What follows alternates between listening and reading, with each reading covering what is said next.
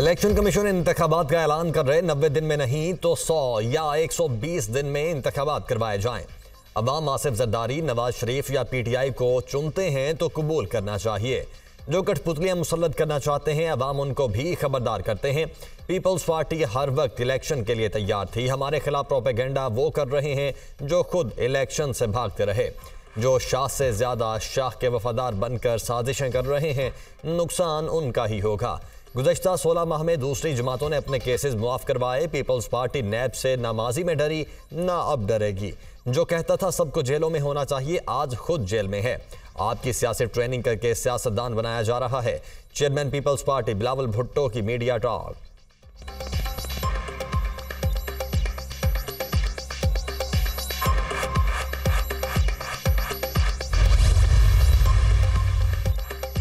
Audio leaks commission के खिलाफ मुकदमा सुनने वाले सुप्रीम कोर्ट के बेंच पर हुकूमती एतराज़ात मुस्तरद। 3 जजेस पर एतराज़। अदलिया की आज़ादी पर हमले के मुतरादिफ करार।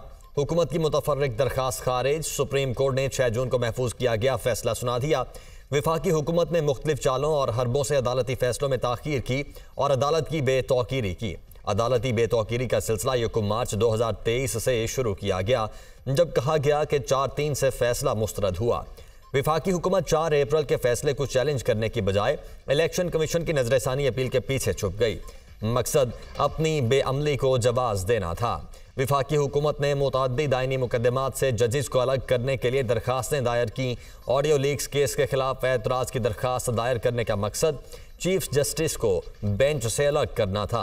विफाकी वुज़रा ने मुख्तलिफ मुकदमात सुनने वाले जजेस के खिलाफ बयानबाजी की। इश्तियाल अंगेज बयानात का मकसद विफाकी हुकूमत के एजेंडे को तकवीयत देना था।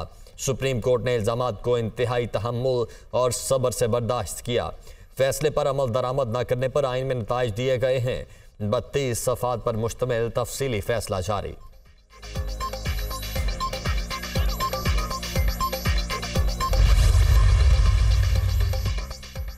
निगरान वज़ीर-ए-आज़म की ज़ेर-ए-सदारत स्पेशल इन्वेस्टमेंट फैसिलिटेशन काउंसिल की एपेक्स कमेटी का इजलास। आर्मी चीफ, वज़राए आला और चीफ सेक्रेटरीज की शिरकत।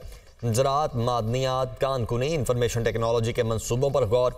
खलीजी ममालिक और चीन की सरमायाकारी से मुतल्लिक उमूर का जायजा। सऊदी अरब की जानिब से मुमकिन बड़ी सरमायाकारी से मुतल्लिक उमूर पर भी तबादला ख्याल।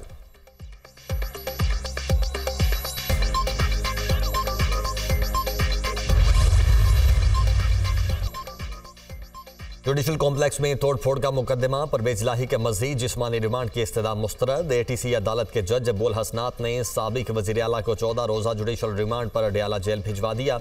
प्रोसिक्यूटर ने 10 रोज़ा जिस्मानी रिमांड की इस्तदा की थी।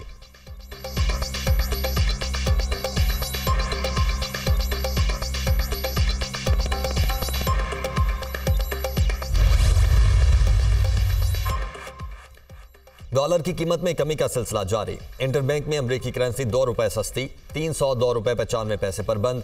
ओपन मार्केट में डॉलर की कीमत में 3 रुपए कमी, 305 रुपए पर फरोख्त। ओपन मार्केट और इंटरबैंक में फर्क 0.7% की सतह पर आ गया।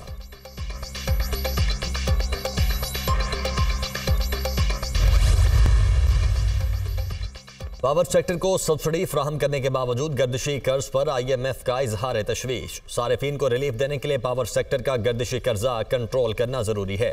आलमी मालियाती इदारे की हिदायत। 12 साल के दौरान पावर सेक्टर को 3,400 अरब रुपए की सब्सिडी फ्राहम की गई।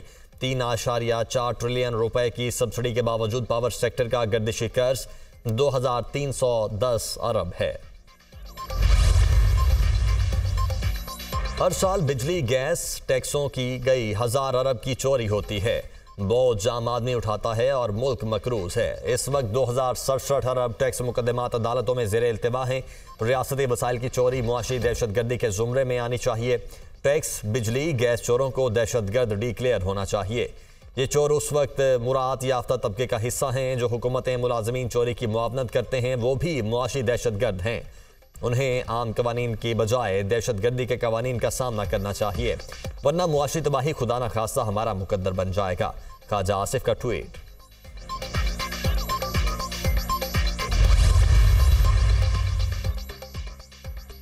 शुगर माफिया के खिलाफ कार्रवाइयों के मुस्बत असरात। पंजाब की होलसेल मार्केटों में चीनी की कीमतों में कमी। 50 किलो बोरी 800 रुपए सस्ती। लाहौर में चीनी 175 से 180 रुपए फी किलो तक फरोख्त। मुल्तान में 2 रोज में चीनी 35 रुपए किलो तक सस्ती, 215 रुपए किलो फरोख्त होने वाली चीनी 175 रुपए पर आ गई। पिशावर की होलसेल मार्केट में बोरी 500 रुपए सस्ती, पुरचून में निर्ख 200 रुपए बरकरार। सिंध में एक्स मिल कीमत 175 रुपए से कम होकर 165 रुपए मुकर्रर। पुरचून में चीनी 190 रुपए फी किलो तक हो गई।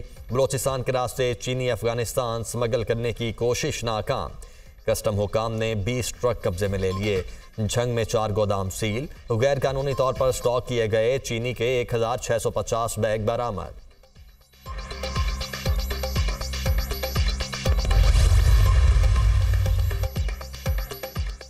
पंजाब हुकूमत ने चीनी स्कैंडल में मुलव्वस 13 बड़े डीलर्स के नाम FIA के हवाले कर दिए। डीलर्स का ताल्लुक लाहौर, कराची, चिश्तियां, फैसलाबाद समेत मुख्तलिफ शहरों से है।